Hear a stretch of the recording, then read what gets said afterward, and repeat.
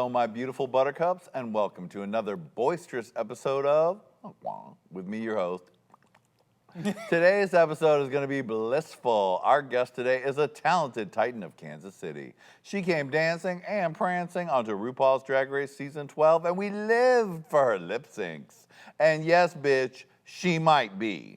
I'm talking about the one and only Widow Von'Du. But before she cartwheels on out here, there's some other bitches who might be. It's my emotional support orchestra, Adam, Joseph, and Erickatoure. Hey, hey, hey, yeah. Hey, Queen.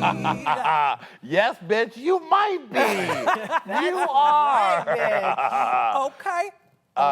Okay, now, honey, that's a little tribute to the pressure that I can get down with. She will not be appearing in the music video. Right. Oh my goodness, look at my little yellow and aqua purple darlings over there. Oh God, Erica, can you really show the shoe and show it good because it's a stomper. Whoa. Whoa. Yes, bitch, she might be few inches taller than she was earlier in the day. She's got a lot of soul. Oh, God. Honey, Thanks, we Dad. finally got this beautiful angel, Widow Von'Du, here today. Yes, my favorite. Oh, my Von'Du gosh. girl. Last we saw her, she was performing as a Black Widow spider on Bring Back My Ghouls, and she slayed it all season long on RuPaul's Drag Race Season 12. Hit it, Emotional Support Orchestra. Queens walking, so come on through. Yes, bitch, she might be Widow Von'Du. And we'll be back with the stunning Widow Von'Du right after this very gay break.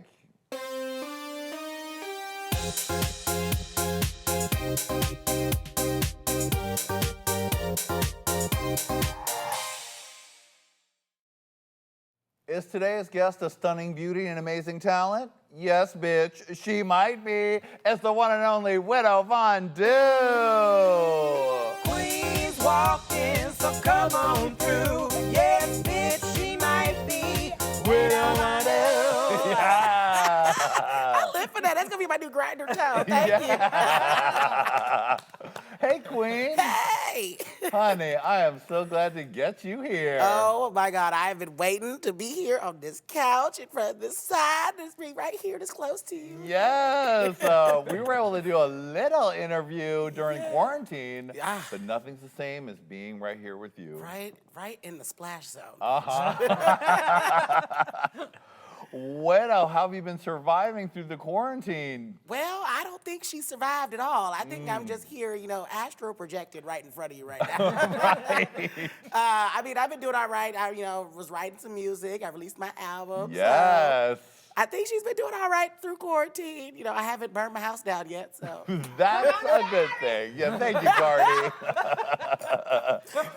I mean, the last time we saw you, you fully embodied a Black Widow spider, and you were lip syncing since that walk. Okay, that was fun. I was real stoned for that. That was real cute. It turned out way better than I was hoping. I was like, yes, bitch. Come on, you better crawl. I love that was my favorite part of that whole special. Whoa. Oh, is Jan here? Where's she at? Come on out, girl. All right, Widow, there's no time to waste. It's time for us to get into the tea. The tea. Now, Widow, there was quite a moment this past summer when you tweeted that you were fed up with the toxic fandom, and you really were almost feeling like you were going to quit. And luckily, that tweet got a response, a tidal wave of love coming your way, which is well-deserved. Tell me about what led you up to that moment. It's just, it was a lot going through quarantine, and I was already prepped by other queens of color that you're gonna be dealing with a lot of just toxic bullshit from people. And I'm like, this is not how it should be going. And, you know, I was like, okay, I can deal with that. I don't care. Talk your shit, whatever. But then we didn't get to go nowhere. And so I'm just sitting at home watching it on TV, Right. reading it online, getting all these DMs, all these messages, people telling me to go myself and all that. And I'm like, girl, it's a TV show.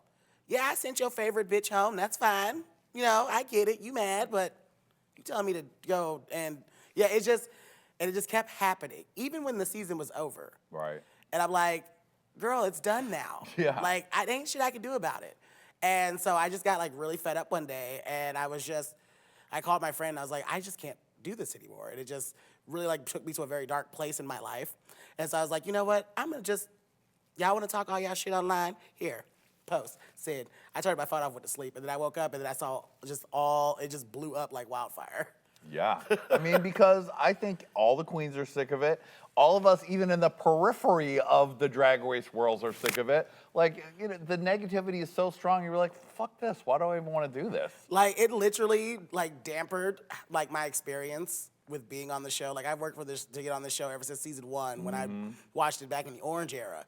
And I was like, I want to be on this show. I want to live that sister life. I want to see what it's like to, you know, put your life out there in front of everybody's view. And, ooh, shit. She was not ready. Yeah. But, you know, I feel much better now that I've got to say, you know, speak my truth, say how I feel, and just knowing that other queens are going through this. I'm like, yeah, this is the shit that we go through, and it's time that someone say something. Well, you deserved all the love that you got, because Drag Race girls, fans, everyone reached out to you from around the world. It definitely put a different set of tears in my eyes, because I got messages from girls in the UK, from Canada. I even got messages from girls in Thailand, and I had to use the Google Translate because I couldn't understand anything what it said. But it just all the overwhelming love that I got from girls that I've never even met from different countries. I'm like, this is what it's about, being sisters, loving. And like, y'all forget that the key of this show is everybody say love. Yeah, exactly. Like, did y'all forget that y'all were watching the same damn show that I was watching? You know. Yeah, that's what blows my mind about all the negativity. It's really unpleasant. But something that is pleasant is, honey, you released October 31st your album, The Release. Let's take a look at that album art right there. Okay, honey. The Widow Vanjie. This is part 1 of a 3-album series. Yes. So I wrote some of these songs from during the season, before the season, and most of it during quarantine. And I just been writing and writing and writing. And I was like, you know what? I want to be a drag queen that's going to just give you all of it. And I was like, I'm going to give you The Widow and Vanjie. Oh, okay. That's a great idea. Yeah. What was your creative process for figuring out what kind of songs you wanted to do, the beats? Tell me about that. I didn't want to do what people consider like drag music. I just wanted to make music. And I just like talking a bunch of shit when I'm writing music. And I want you to, you know, bop out to it. I want you to dance and throw that ass in a circle or something. Or just roll up on a bitch and be like, keep that same energy, bitch, that you had. You was talking that shit. Just, you know, get all up in her face or something. Now, I personally, and everyone in this room, loved Yes, Bitch, She Might Be from last spring. That was a hit, sweetie. And the video, tell me about making that. I definitely want to give a big shout out to Brad Hammer and the whole crew that worked on Yes, Bitch, She Might Be. He picked the set, and I was like, I have this brilliant idea to wear all my outfits from the first episode. And I was like, this is the first time like I'm actually gonna put my own music out. And I was like, I want it to be the first everything. First time you saw me, first outfits, first time I slayed a bitch in a tearaway, you know, Judy Jetson costume. And it's just seeing it all come to fruition. I was like, bitch, you're a musical star. You done made your first music video. Yeah. I was like, bitch, is my stomach rumbling? Now, what was the inspiration for Yes, Bitch, She Might Be? Where did that idea come from? So during our first episode, when I wrote my lyrics, there's a partner that says, "What have I do? Yes, bitch, she might be." And each girl from my season, every time I would walk around, they're like, "Oh, what have I do? Yes, bitch, she might be." And so I was like, well, I guess this is what everybody's gonna remember me by now is yes, bitch, she might be. Right. And yes, bitch, they might be. Now, who are some of your rap inspirations? I definitely give most of my love and inspiration to the women of rap because they have changed the game. Missy Elliott, Nicki Minaj, Lil' Kim, Foxy Brown, just Ipsy Light. Those are my inspirations. I want to embody them when I give. I want to be something different, and you're just not used to, and that's what they've all done. That's why they're so successful because they think outside the box. Yeah. That's what I want to be. Yes, bitch, they might be. I just can't stop saying it. Yes. All right, Widow, hold your hands in the air, sweetie, because we're about to go back in the time machine. Whoa, wait a minute. Oh, here we are in Kansas City, Missouri. Oh, and look, there's little baby Ray running through the streets. What were you like as a little widow? I was still a sassy little bitch. I bet. As Little Widow, I was more like sports and doing like ROTC and throwing rifles in the air and stuff like that. I was in martial arts. Wow. Yeah, I was doing none of this as Little Ray. Now, dance was in your life, though. Now, is that where you started to get your glitter on a little bit?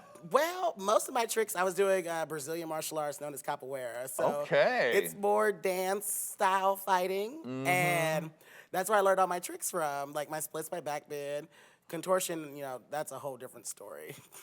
What is that from your personal experience? Let's just put it this way. If you gonna try to do somebody from behind and with the handcuffs on, don't lose the key. Hey, but hey, I found a new trick though. And that's how she learned to flip her arms around her eye socket. Oh my goodness. So what were your parents like, and what was the vibe of your family like? Well, Dad wasn't really around besides a checkbook. So, and like he's around now, but we don't really like talk much. He's very proud of me that I got on Drag Race and that I'm doing my thing. But we never really like talked unless I needed money or anything. So he's kind of upset that that's what our relationship like. I was like, well, if you use me as something you can just buy off, then don't expect anything more. And so, people may hear that and they're like, well, you should make amends. It's like, yeah, I tried, but it is what it is.